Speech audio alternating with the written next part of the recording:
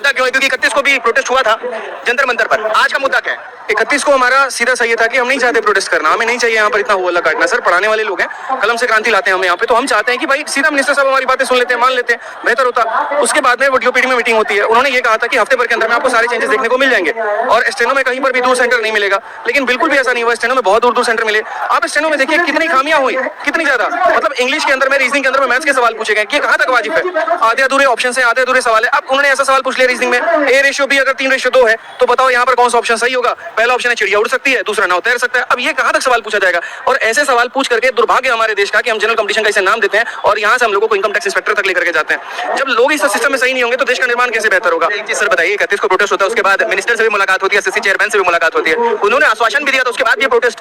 अब आश्वासन नहीं चाहिए सर, अब जो भी चाहिए वो रिटर्न में चाहिए और एक नोटिस के फॉर्मेट में चाहिए। जब आपको पता है कि एडिक्विटी के पास में इतने सेंटर्स नहीं है, आप स्क्रूटनी करवाओ उसका।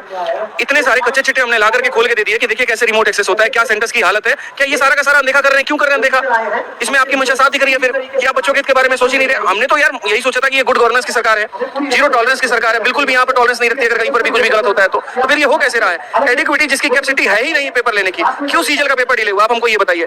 इतने साल से एसएससी की परीक्षा हो रही है, कब ऐसा हुआ है कि 60,000 करीब के बच्चों का पेपर दोबारा कराया गया है? क्या इस सिस्टम का फेलियर नहीं है? उन्होंने कहा था कि 55,000 से ऊपर अगर एक भी बच्चे का सिलेक्शन फेज 13 में पेपर हो गया तो हम सारे बच्चों का पेपर कराएंगे। 60,000 बच्चों का डेटा है। चेयरमैन कह रहे हैं कि शिक्षकों को दिक्कत है, स्टूडेंट्स ने आवाज रेज करी, इस वजह से हमने सीजल बढ़ा दिया कि हम तैयारी और पुख्ता कर सके।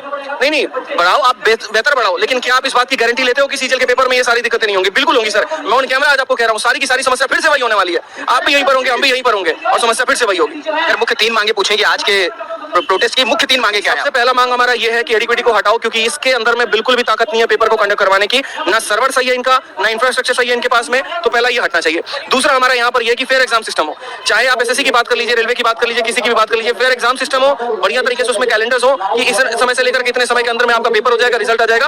और तीसरा जो कि हमारा सबसे बड़ा और नया मांग है वो है स्टूडेंट कमीशन ऑफ इंडिया, यानी एक ऐसी एडवाइजरी कमेटी हो जहां पर चाहे ग्रेजुएशन का बच्चा हो, चाहे कॉलेज का बच्चा हो, जनरल कंपटीशन का बच्चा हो, कोई भी छात्र हो, किसी भी तरह की वहां पर दिक्कत है तो उस ग्रीवांस सेल में वहां पर वो कहे और उसकी बात की सुनवाई हो। जब एससी एसटी कमीशन और बाकी सब हो सकता है तो स्टूडेंट के लिए क्यों नहीं हो सकता? इसलिए बस ये पूछ रहे हैं कि आज जो कॉल दी है दिल्ली चलो, कहां से स्टूडेंट्स और टीचर्स यहाँ पे जुटने वाले? पूरे भारत से जुड़े हुए हैं, काफी ऐसे शिक्षक है जो कल ही आ गए थे, काफी ऐसे जो आ जाए, राजस्थान से हो गए, हरियाणा से हो गया, मध्य प्रदेश से हो गया, पटना, प्रयागराज, हर जगह से। और सबसे गजब की बात है, कहीं 50 बच्चे आ रहे हैं बसों के साथ में, कहीं ट्रेन में 20 लड़कियां आ रही हैं और हर तरीके से। कल मेरे पास पूरे में से सर 20 लड़कियां निकल चुके हैं, आ रहे हैं वहां पर। तो ये बड़ा अच्छा लग रहा है कि आज के देश में इस तरह की सरकार में भी यहाँ बच्चा जो अपने दमखम से बात रखने का ताकत रखता है, हौसला रखता है। और रामलीला की इतिहास है कि जब जब कोई आंदोलन हुआ यहाँ से उसको जीत मिली है, तो इस जीत के साथ में